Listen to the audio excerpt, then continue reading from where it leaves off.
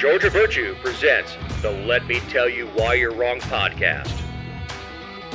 Thank you for downloading to episode 337. This week we have Teamsters, Buzz Buzz Boom, the apolitical Fed, Black Nazis, another shutdown just in time for the next election, put your knickers on, kids still don't understand the Constitution, meetings in the borough, and how much lube does one man need? I'm Dave Roberts. With me is my part of this endeavor, Commissioner-elect Ken Pullen. Good Lord. Yeah, that's pretty funny there. Good introduction. My moments, huh? Yeah, you did. Did you see, I know you don't watch Gutfeld, did you at least see the some of the clips from it? I didn't. With Trump on there? I didn't see any Trump clips. The only ones I saw were Kamala clips, and I know I'm saying her name wrong. It's not by purpose. Kamala, I guess. I saw her Oprah interview, but I didn't see any of the Trump clips. Now, Gutfeld, they didn't tell anybody Trump was coming. And they probably had a backup guest, just in case. Oh, that's pretty cool. He's got comedians that work for him and stuff. And so if someone needs to fill in, they could do it pretty quickly. But no, they taped it much earlier in the day. They promoted the hell out of it. And look, it's 40 minutes of Trump actually being likable. I don't think he's likable most of the time. I just think he talks too much. Yeah, but they asked him about things in high school. I think Trump's he'd be a great person to sit down and have a beer with. I think he gets a really bad rap, but yeah, or play golf with. I'd love to play golf with Trump one day. Especially at Mar-a-Lago? Hey, I don't care where we play. We can play in Pike County, Georgia. Except we don't have a golf course in Pike County, but we could find somewhere local. Not even a pitch and putt? We don't. No, we used to have two and they shut down. So no golf courses around. But, he talks his normal way that annoys anybody who speaks, professionally. But he's going off the top of his head and it's genuine. He's like, they're asking about high school. It's like, we had this guy, good-looking guy. The women loved him. Really good-looking guy. Football player. Really great football player. But I saw him years later. He walked into my office. I'm like, what happened to this guy? He goes, he's a fantastic guy. We get along great. But he probably walked into my office and said the same thing. What happened to him? But he's constantly thinking out loud. It's just like the conversation he and Elon Musk had together it was just two guys that were just free-flowing thoughts that most of us do behind closed doors. Yep. When someone gets the whiteboard out and says, there are no wrong answers, except for you, Dave. Shut up. I've been in those meetings. So did you say early voting started last week in Virginia? Like in-person voting? Not absentee ballot, but in-person voting. That is so early to start voting. I do wish there was something you could hit on your phone that says, I have voted, even if I haven't. Yeah, I got an urgent message from J.D. Vance earlier today. It said, let me see if I still got it. He said, this is J.D. Vance with a highly classified debate memo for you. Please delete this immediately after reading. So this is like Mission Impossible, burn after reading. Your device is going to explode. We'll talk about that later. But yeah, JD has got my number, I guess. Yeah, the text messages. The text messages are ridiculous. And Eric Erickson was talking about it on his radio show last week, where he said, I encourage people to give money to political candidates, but never donate online to political candidates. Because as soon as you donate or don't put your real phone number in. Because as soon as you donate online to any political candidate, even if you check that box, do not contact me, they're going to share your phone number with every single political candidate in the universe, and you're going to get swamped by text messages. Oh, yeah. I think I was getting text messages from Glenn Youngkin. Somebody named Maria has used my number in the past. And look, this has been my cell phone number is the same number I've had since I had a pager with AirTouch Cellular back in the 90s. It's been the same number. So I'll get phone calls from Maria, and on both sides of it. Have you made up your mind yet, Maria? I'm like, do I sound like a Maria? I guess I could be if I just, And Kamala, according to the last text I got from someone telling me how dangerous Kamala is, that she'd be willing to pay for my sex change operation to become Maria. Wow. Now, what's going on with the state election board? You had that note down there. Yeah, so they were meeting last Friday. This was one of those last-minute emergency meetings, less than 2 weeks from the election or 2 months from the election. They actually approved the rules. So right now, the state election board's got 3 Republicans and 2 Democrats on it. And they've been talking about, this is where we talked about last week, where Scott Turner's, one of his organization he works with or chairs, filed a lawsuit against the state election board the previous week. But last Friday, they approved the rule to require election workers to hand count ballots on election night. And that passed by a vote of 3-2. So what that means is if your local county has 15,000 ballots come in, they've got to hand count all 15,000 ballots and match that total to what the machines said on election night. And I guess you'll be able to put an S behind night now, because there's no way any county is going to be able to do this the same night. And also think about the numbers of people that they would have to now hire and the cost of this. I mean, this is probably one of the dumber things I've ever seen anybody do. And plus, by the way, it's changing the rules, again, 7 weeks before the election. I don't mind the policy of counting the ballots. But when you go to the bank and you hand them a stack of cash, they run it through a currency counter that also is set up to pick out, it'll reject a lot of forgeries and things. Yeah. But they run it through a currency counter. So if they had a separate machine not made by the same people that you could put a stack of ballots in it, and again, it spits out that magic number, 15,000. You look at the machine, it says 15,000. Plus, what's their acceptable margin of error? Is it 0? What happens if we are missing 5 ballots? Yeah, I don't know. I mean, I really don't know what happens if they're missing 5 ballots. I didn't read in detail the rule. I just know that the rule says they're required to hand count. Now, I think these lawsuits are going to go through, and a judge is going to put a stop to what the state election board is doing. Because this, I said that last week, is there'll probably be an injunction. I know, but then we'll see. Then the General Assembly get together and be able to fix it before the municipal elections coming up. Of course, with most municipalities in Georgia, obviously, city of Atlanta and maybe Duluth and a couple others are pretty simple to count by hand because 50 people show up for municipal elections. Yep. But if they get a law changed or get something instituted that says, hey, we're gonna count them. This could be the procedure. But this gives no procedures. Yep. No. I don't know how they're gonna do it. I'm gonna ask and I was watching the people testifying before the state election board, and the state election officers are county officers. I mean, one after another were coming up saying, please don't do this. Please don't do this. Like, we've already trained our poll workers. Our poll workers are ready for early voting. They're ready to go because there's a big training process as part of being working the polls. And they said, we've already trained all our people. Don't do this. And they went right ahead and did it. So we'll see what comes out of it, I guess. So the Teamsters decide not to endorse any political or presidential candidate. I shouldn't say political. Trump won their internal poll by like 30 points. I mean, he just within Teamsters, he smashed Kamala. I know. Yeah, that they really wanted to. If you've watched that Teamsters president, I mean, the leadership in the Teamsters is full Democrat.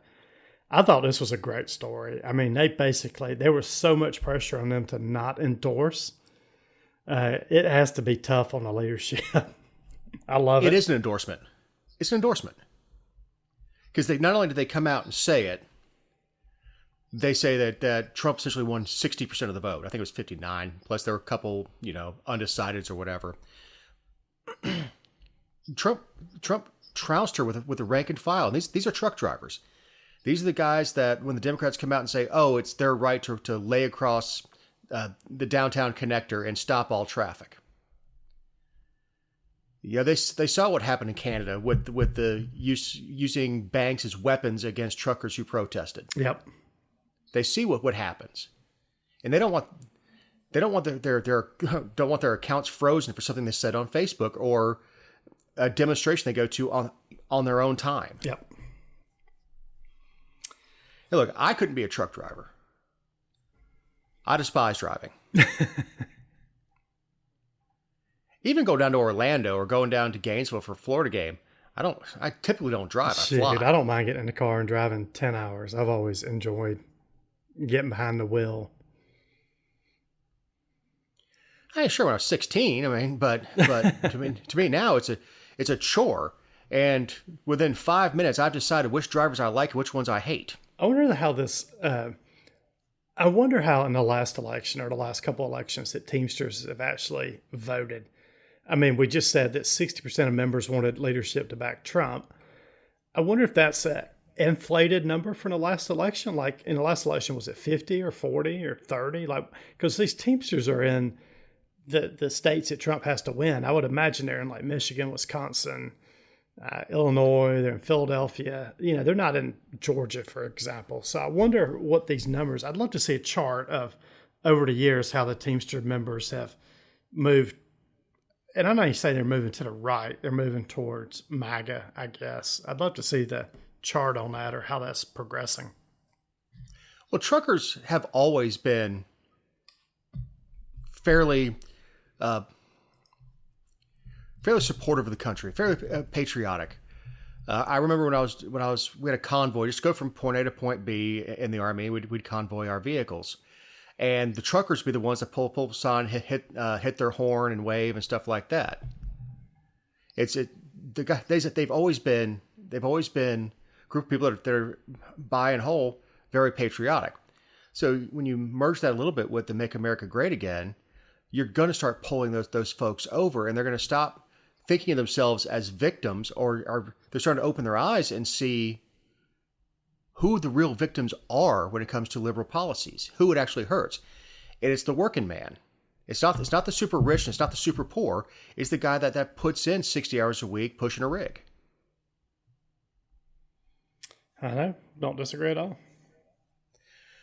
But I think there's quite a few surprises coming when they actually break this election down. I think we're going to see Harris bleeding a lot of minority votes. There's a gas station near me, oddly enough, Indian owned. Yes, I know, haha. But he's got a bunch of Republican signs out and Trump signs out in front of his gas station. Now, is that because he's a business owner? Maybe it's because he's a good businessman and knows he's in Paulding County. So if you can put any signs out, they better not be, Harris walls. But I think in this election, we're going to see the black and brown people start bleeding away from the Democrats as, essentially leaving the plantation that the Democrats have set up with them since 1964, whatever it is, with the Great Society. I did see a poll this week that said 50% of black men are voting for Trump. I don't know what he'll see on election day, but that was a huge number if that many black men go over and vote for Trump. Yeah. And look, overall, I think it's a good thing for the country that we're not going to take people by voting block and say, okay, well, we're going to win with voters who are 18 to 26 who largely don't vote. Yep.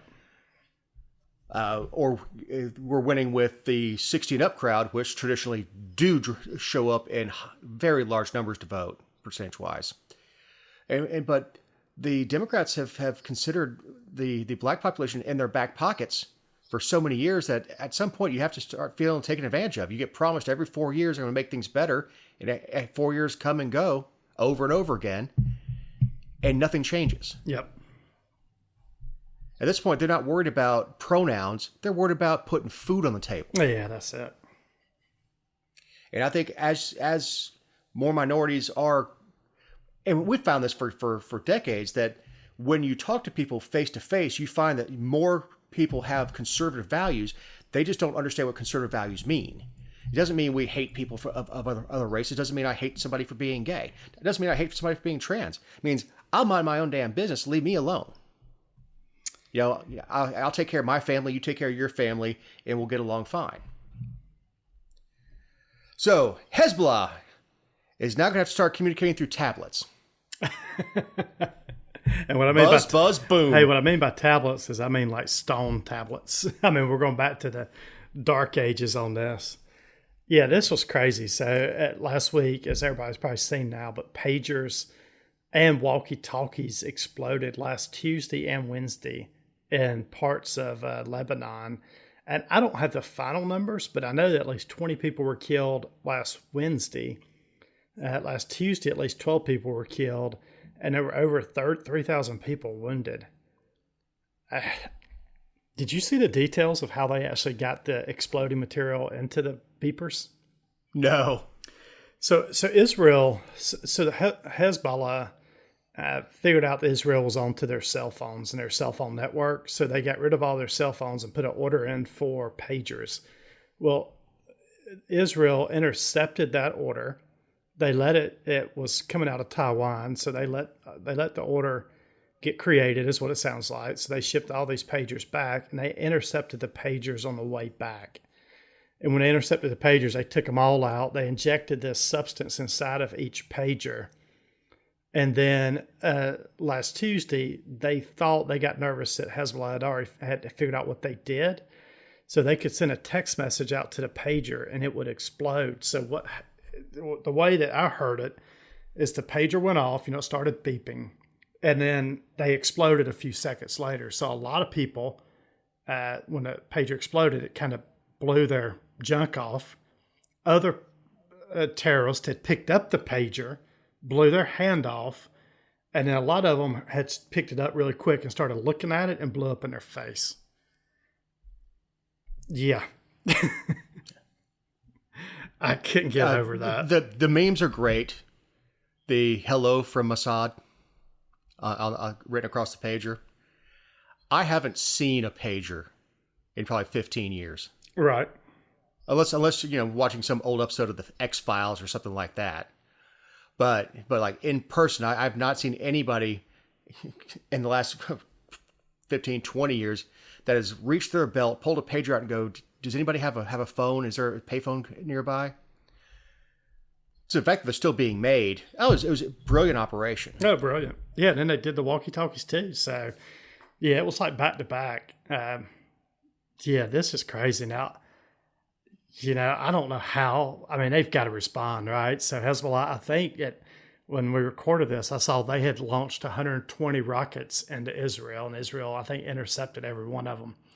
And then Israel was doing airstrikes back inside of Lebanon. I mean, just think about having to stand on top of the roof and yell, Ahmed, shoot the rocket now. Yep, I know.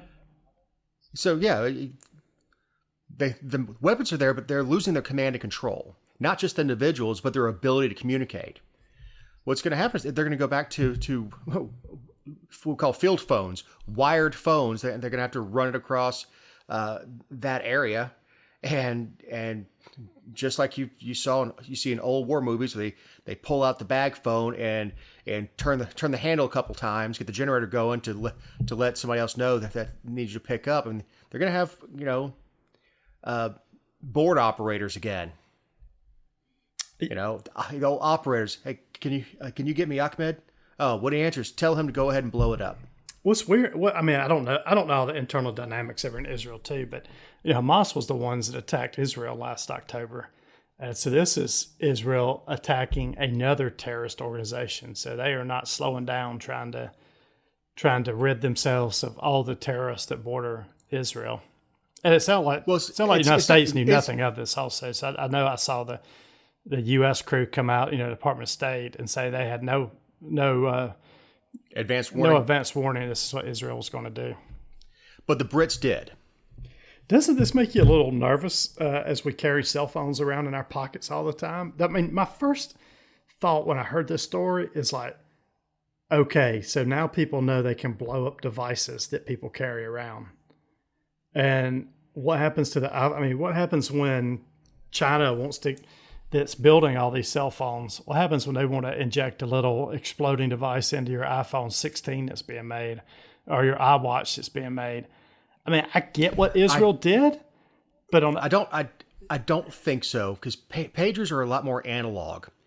So if you say that you want a specific tone for this particular number, it probably has a contactor in it that energizes this one thing, where your iPhone has no brains in it until you give it brains, until you activate it, and then you decide what numbers are what. I don't know. Not saying it can't happen. I'm saying the operations, it would be a little more difficult than dealing with analog pagers. I'm sure there were some people that thought just like me, like, what have we done? What have we opened up? What Pandora's box have we opened up here? Because everything we have now could be some kind of explosive material embedded into it and blow up in your house or your car or anywhere.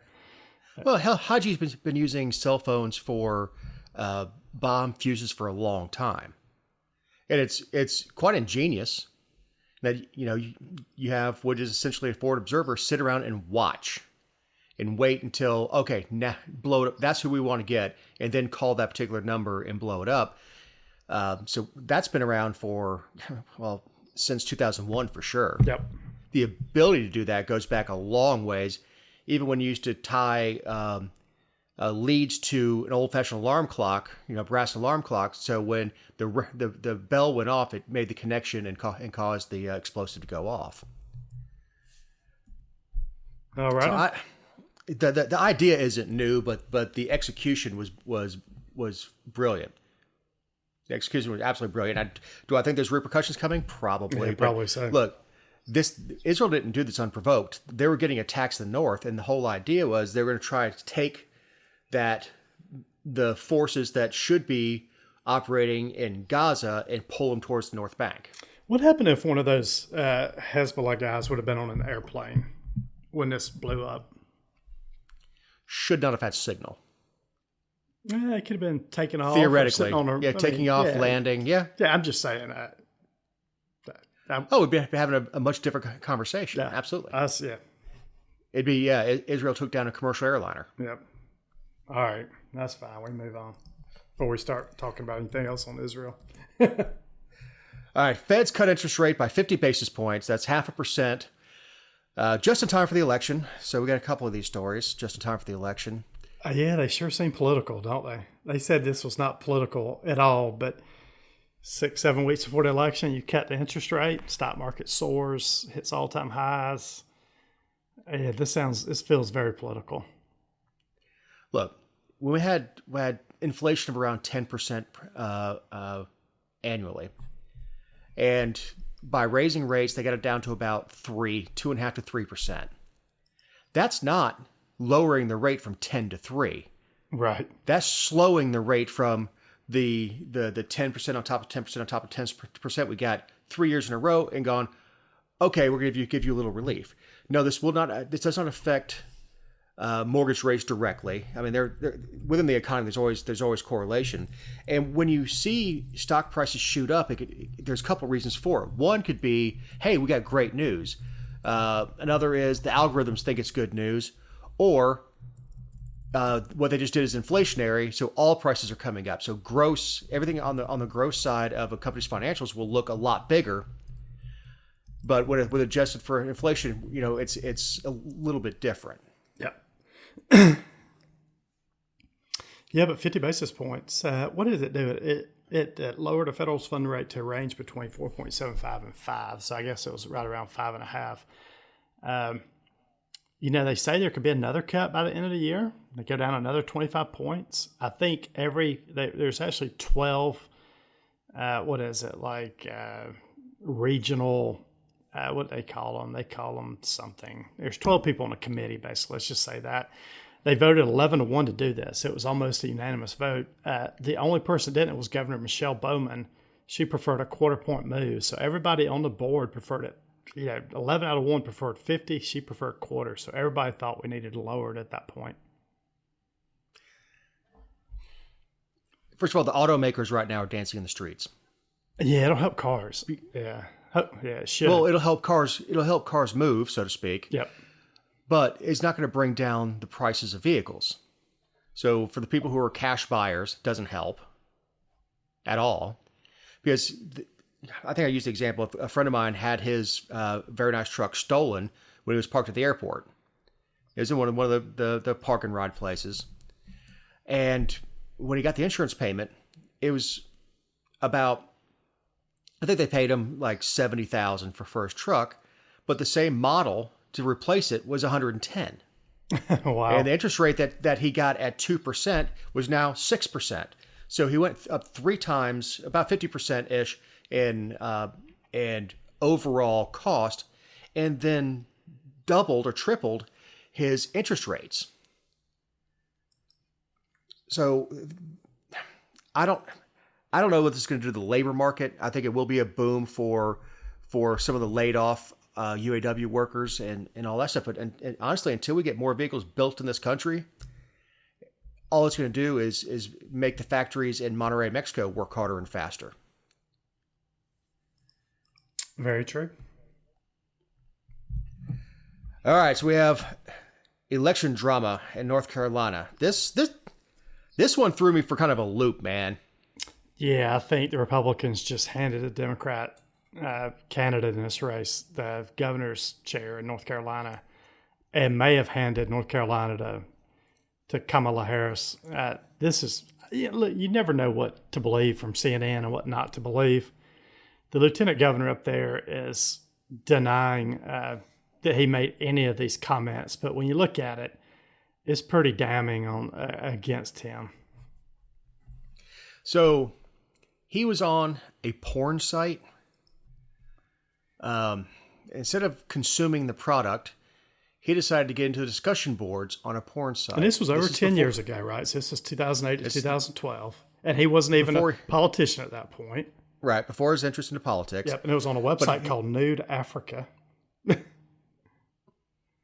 And he called himself a black Nazi. Yep, he did. Now, the problem I have with this stuff is they said things like slavery isn't all bad. I would own slaves if it was legal today. But you never know what things are satire. And look, I don't know the man. I'm not involved in North Carolina politics. I haven't been following this race very closely at all. I mean, obviously, I'm tracking Trump's numbers in North Carolina with looking at how the battleground states are going to unfold. But this is the sort of stuff that you scrub before you run for office. Yes, you do. If anybody wants to run for office, and I'm talking even local, clear the field. Go back to your X. Go back to Facebook. Go back to, the Outdoors Trader. If you were in any of the chat boards or anything like that on Outdoors Trader, go back through there and delete that stuff. I mean, look, it's embarrassing enough that 1, we know what he's into, and 2, we know what site he was going to. I think it's fairly insulting, or embarrassing, I should say. Not really insulting. He did it, but embarrassing to him to have that exposed. I mean, would you want everybody to know that you're into midget hookers? I mean, I know that was between you and me, confidential, Ken. But so that's embarrassing enough. But the comments, I mean, but again, it's really tough to take stuff out of context like that. Plus, with chat boards, you don't know what comments have been deleted, and you don't know what he was responding to, and a lot of that stuff gets, when you talk about 10 years ago, gets pretty hairy. But also 10 years ago, no one thought they could find you on a porn chat board. Yeah, something you said in 2008 to 2012. Yeah, this is not going well. So, yeah, the big worry here is North Carolina goes blue. That's one of the swing states. Trump had endorsed this guy. They had a lot better candidate up in North Carolina to run for governor besides this guy, but Trump gave him his endorsement. This feels like another Herschel Walker endorsement where just not a good candidate. They had a better candidate all along. I mean, we had 3 or 4 better candidates than Herschel Walker in Georgia, but for some reason, Republicans, rah, he played for the Georgia Bulldogs, so he just elect him to the Senate. It feels like it's the same thing that's going on up there. And you can get mad at me or not. Herschel Walker was a horrible candidate. And Herschel Walker was awful. Like, he ran a horrible campaign. I tried to warn people the whole time that do not just vote for somebody because they were a freaking football player. But for some, I mean, I don't know. I still can't get in the minds of my Republican friends that vote on celebrities like Herschel Walker and not There were so many good candidates in that primary besides Herschel Walker. And that's who we got behind. I mean, it's just, and by the way, if Herschel wouldn't have been a candidate, we'd have won that race 60-40 or 55-45. It wouldn't even have been close. So if you blame yourself because Republicans don't have the Senate at the moment if you voted for Herschel Walker. Yeah, stop playing the race card. Stop trying to out Democrats because we're not as good at it. And look, just from the celebrity angle, it didn't help Dr. Oz. No. And he lost to a potato. Yeah, and that was another one, Dr. Oz up there in Pennsylvania. I mean, he lost too, and he was a terrible candidate. Yeah, you have to nominate good candidates. And he also stopped punching in the debate. And I don't know how much that accounted for, but he stopped punching and said he's had enough. And while I admire that for somebody in the rings, it's like, I'm not going to hurt this guy anymore. You don't do it politically. Politically, when someone drops their gloves, you throw a haymaker. And that's the way politics is. Unfortunately, you can't just talk about policy. If Fetterman was talking, I'd just turn to the crowd and go, is anybody else hearing this? Am I in bizarro land? This guy is running for, one of 100 seats in this entire country, and this is it. I can't blame Trump for not getting this deep into the vetting of a individual Senate seat, but he called Martin Luther King Jr. a commie bastard, worse than a maggot. And again, I have no idea what the conversation was, but I know if that sort of stuff got tied to my name,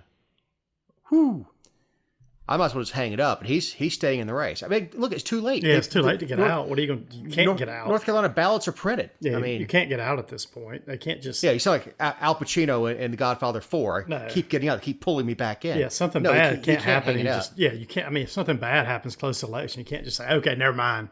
We'll bring a better candidate in. I mean, yeah, North Carolina is stuck with this dude, and he's going to lose now. And he's probably going to lose the state of North Carolina for Trump because he didn't either tell the truth when he was running the first time. He didn't realize he'd done all this stuff in his background, or thought that nobody would ever find it. Now, word on the street is everybody knew this was in his background, but they thought it would never come out. If everybody knew, it was going to come out. Yeah, that's true. I don't care if it was just his ex-wife, and she says I'd never do anything like that. It's coming from somewhere. So I was tipped off because I read the story, and his name is nowhere near in his screen name. And honestly, that's the smartest thing he did because, I mean, if you're going to be chatting on a porn site, that reminds me when Twitter was starting to go anti-free speech, and so was YouTube. The owners of Pornhub were like, come on over here. You can play whatever you want here as long as that doesn't hurt kids. Right.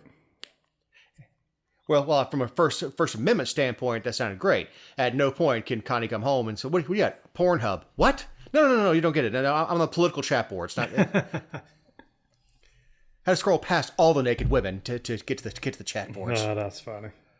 All right, so put your knickers on. Good Lord have mercy. This is Delta. This is an internal memo that was released. This is for prospective flight attendants. Yes. So Delta Airlines told these flight attendants who were interviewing for a job, not our flight attendants, that we encourage people to dress for success and give a great first impression as they aspire to join the flight attendant ranks. And it sounded like they told them, first of all, they got to wear underwear.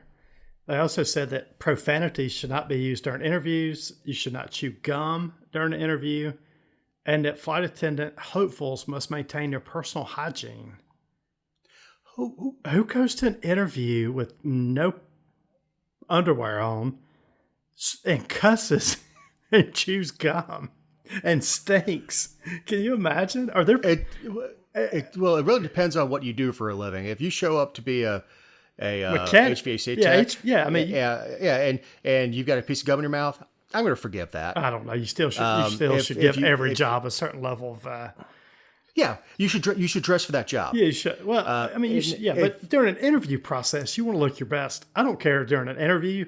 you always look your best for no matter what you're interviewing for. It's my opinion. I don't care if it's Chick-fil-A or, if you're driving a trash truck or whatever, you should look nice. You can dress different later, right? I mean, it's appropriate dress. Now, if you're applying as a mechanic, I say you're applying to be an HVAC technician and you have your uniform on from the other company I'm trying to poach you from, no problem. Yeah. That uniform is just a short sleeve button down, no problem.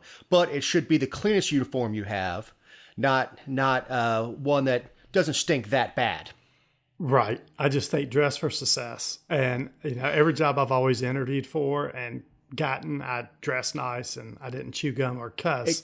And obviously people are coming to Delta interviews doing all of those things. How did they know they weren't wearing underwear also, by the way? Like, what does that mean? Well, did they pull like a Sharon Stone in Basic Instinct? Hired. She's hired. Done deal. I don't know if there was a slip of the lip somewhere. I'm talking about profanity somewhere. Wow. Okay. Or if a Lindsay Lohan accident happened and something like that, which I don't know. But I think some of this, when it's talking about not having your underwear exposed, this is going to be the women who are wearing super cute, super nice tops. That if you're in the club, awesome. Even if you're on the street, cool. But it exposes the top of their bra, and I know the whole idea is I don't spend $100 on a bra and then let nobody see it. That or maybe guys with their pants hanging off their butts and stuff like that. I think that anybody who wants to be a Delta flight attendant should have to fly one flight with Delta and look at the flight crew. This is not Spirit, it's Delta. With Delta, the flight crew shows up in suits. All of them do. The uniform suits. Now, sure, when you get off the ground, the jackets come off, and a lot of times something else will go on over it, or those take their jacket off to go do beverage service or put on an apron for food service, something like that. But the gentlemen still have their ties on. The ladies still have their pantsuit, bottoms or skirt suit bottom on. They just simply took their jacket off, but they still are dressed appropriately. So I don't know why if that's your end goal, why you would show up anything less than a suit. I don't know.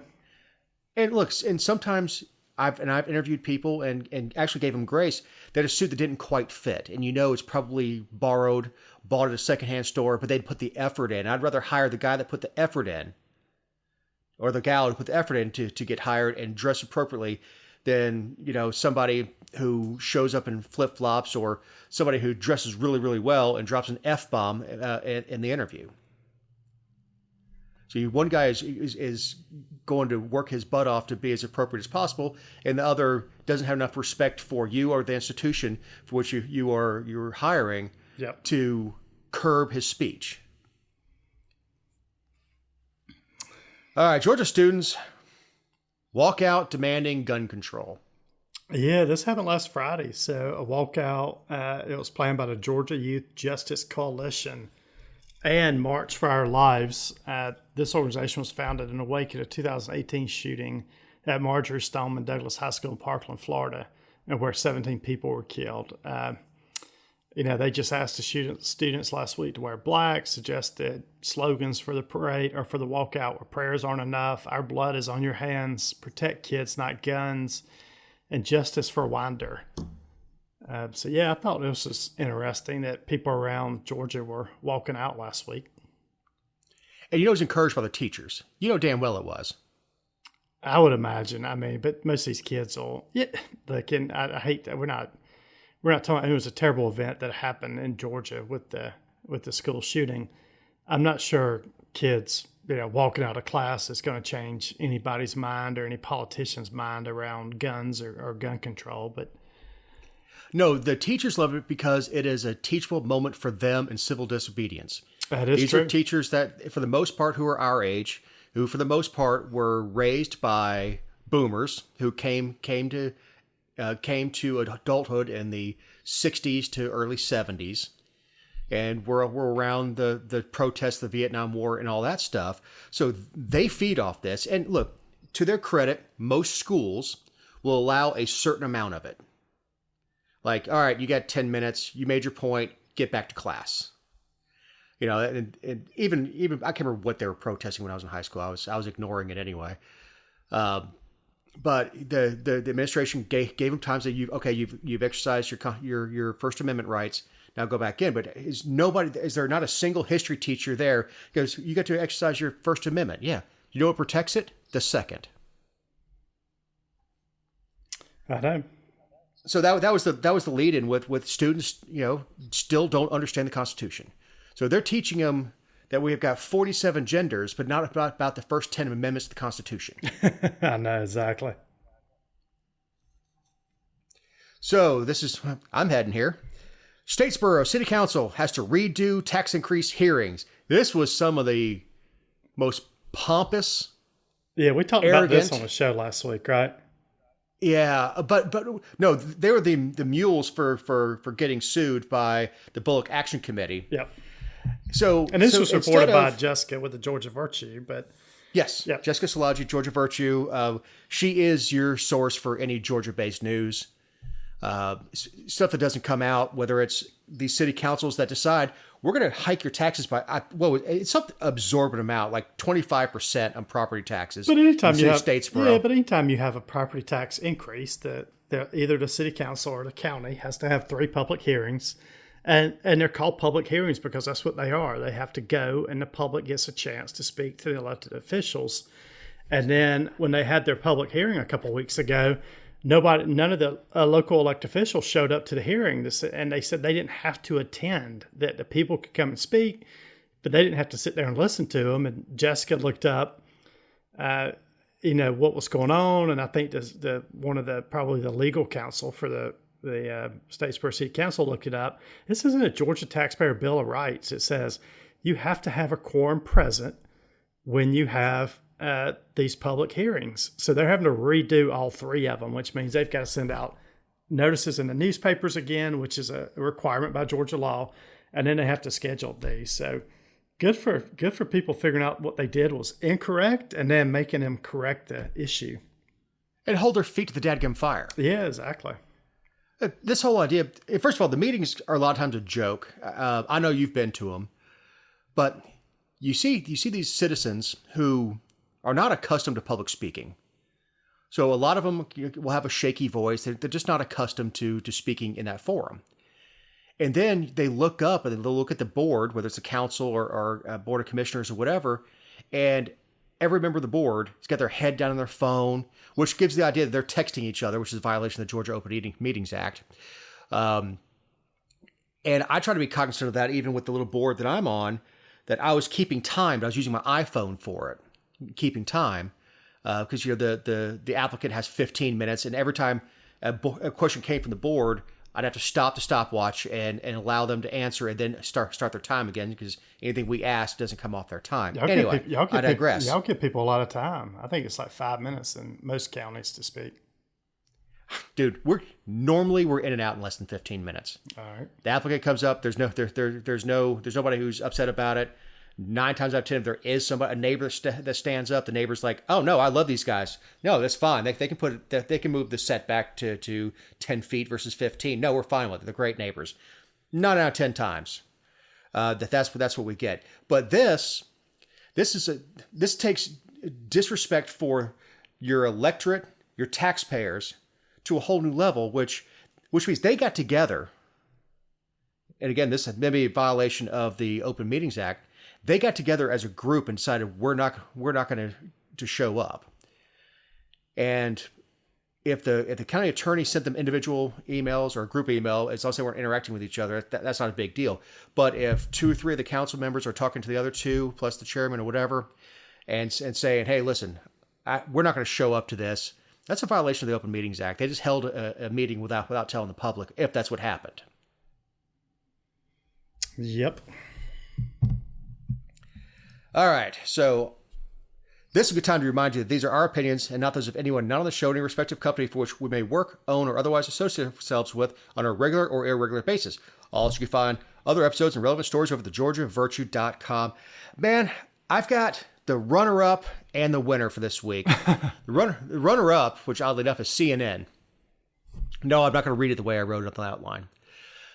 CNN goes out to this Trump boat parade. That's a big thing and I don't necessarily think it helps Trump to see all the perceived rich people out in their yachts. Trump likes to see flags. It though. Yeah, okay. So anyway, they go and interview this boat owner, and I love this guy. He's probably in his early 60s. Oh yeah, he just doesn't care. I like him. Gray stubble, shirt off. Yep. An adult beverage in each hand, and she stops and asks him about it. Yeah. And he's like, "What's your number one concern?" He goes, "The economy." He goes, "Inflation, things are out of control." He says, "Well, forgive me, you own a boat. Like, just because I own a boat doesn't mean I'm rich. You ever try to maintain a boat?" One of the jokes I put on Facebook years ago is a meme. It says, "You want to know what it's like to own a boat? Stand in a cold shower and start ripping up $100 bills." I know. Look, the boat has given me great pleasure. I've spent my life on the water. I love it and all that stuff. But for her to go out, and she continued to go after him. And to this guy's credit, this is new, rich version of Plumber Joe. Was that his name? Joe the Plumber? Yes, it is. And he didn't shrink down from her. I mean, she kept asking questions. He kept answering. And he said, and Eric, I'm sorry, he goes, no one gave me shit. I retired from the military. I ran a company, retired from that. I earned everything I have. And he goes, my kids do better than me because I made sure they had a good education. And he didn't take her crap. He didn't bow his head and go, yo, you're right, I'm rich. Or I know some people don't do as well as I do. Because no, I had the same opportunity everybody else did. So that's why CNN is the runner-up. But Screven County Sheriff Mike Kyle decided that he would just crap on the official code of Georgia. Yes, he did. This is another Szilagyi story. You think he did this intentionally, or was it? It had to be intentional because. How can you be that stupid? Yeah, I mean, I talked to our local sheriff's department a couple of weeks ago about their process when hiring someone, and the lady I talked to it was a question that I wanted to answer, but it turned into a 5-minute, kind of walk me through how you hire people, and it was the most thorough explanation of hiring I've ever heard in my entire life. So for this guy to hire someone that didn't have, was not, what's the official term? Post-qualified. Yeah, it was not post-qualified. So, it had to be intentional. So what happened is that now the former now deputy was not named in the story, and Jessica gave a very good example, reason for this, explanation of why, which was she was offered the job, she took it, not going to run her name through the mud. However, the elected guy that allowed it happen violated. All right, so this person, she was post-qualified as a jailer several years ago, did not keep up, didn't stay in the industry, didn't keep up with continuing education. So, but if she wanted to go back to work as a jailer, it would be a shortened version of a refresher course on how to deal with prisoners. No. Sheriff Kyle slapped a gun on her hip and made her a school resource officer. This person that has no official, within the state of Georgia, firearms training, stuck a firearm on her around children. Yeah, can you imagine if something bad would happen in this case? Yeah, I mean, look, there's a lot of training that goes into running towards gunfire, and we already had the example, I don't know if it was Uvalde or which one it was, where the officers were cowering outside. Where kids were getting slaughtered. And look, she could be a great person. She could be a wonderful person. She could be the kind of person who would throw herself in front of kids or to pop them, but with no formal training on how to handle a firearm, and then start taking a shot in a crowded school when chaos is going on around you, and say, well, here you go. Are you right-handed or left-handed? All right, here's your Glock. All right, say hi to the kids for us. So that's what it takes to beat CNN as the mule of the week. It's always amazing to me, and I don't know if it's the smaller counties.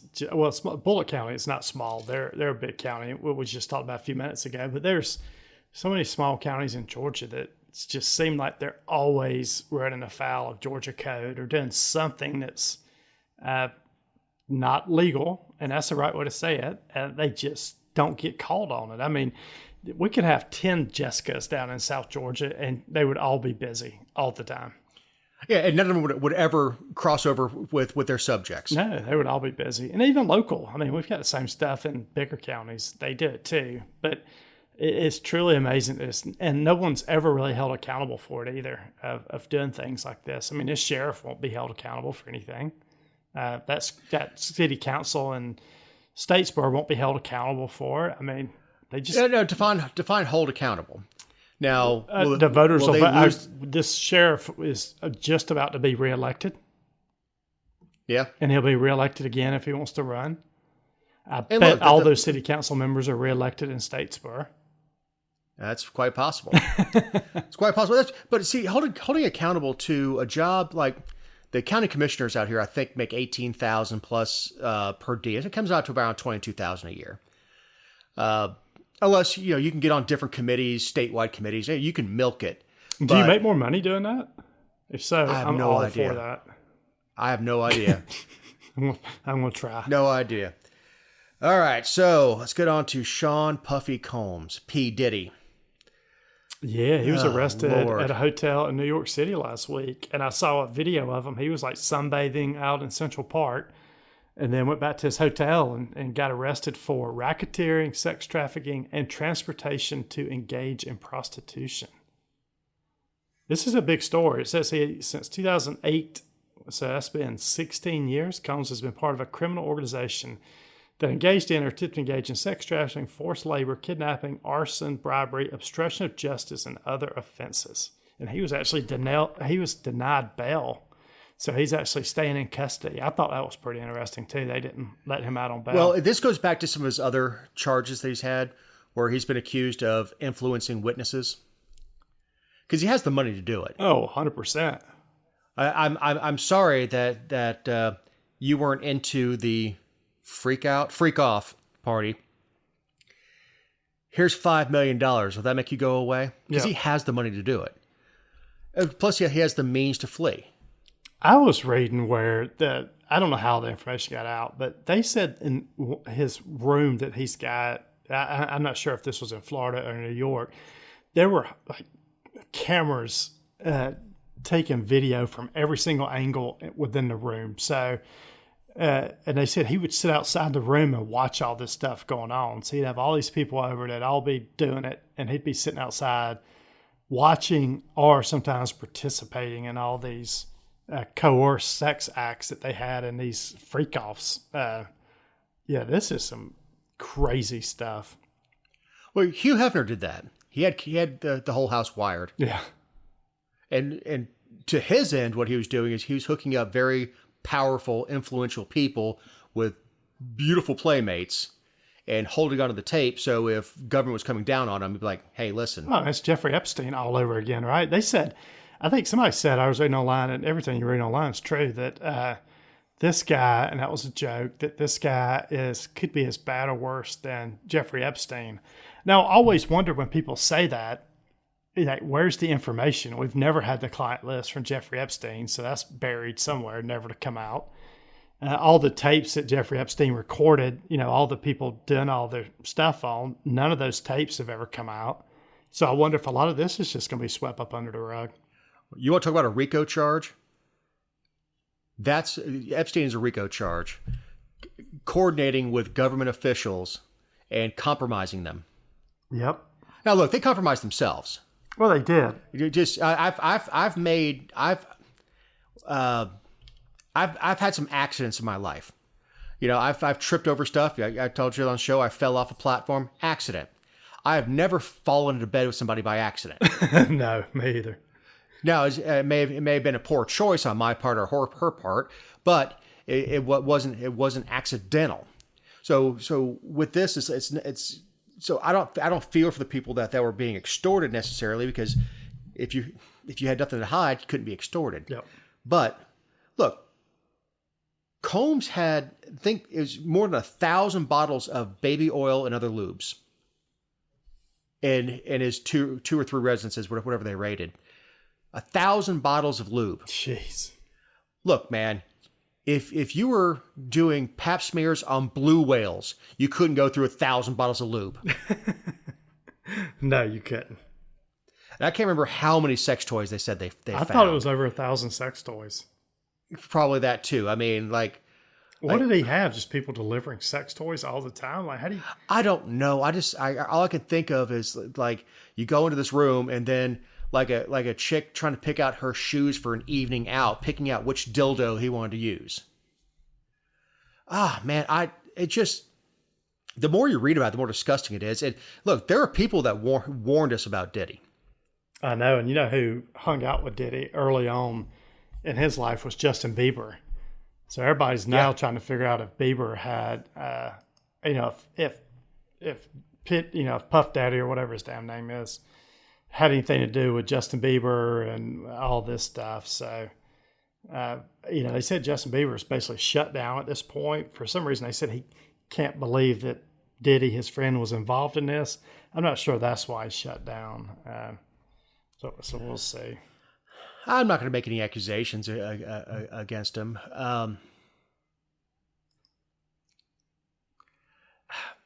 Was he involved in it? Was he aware of it going on?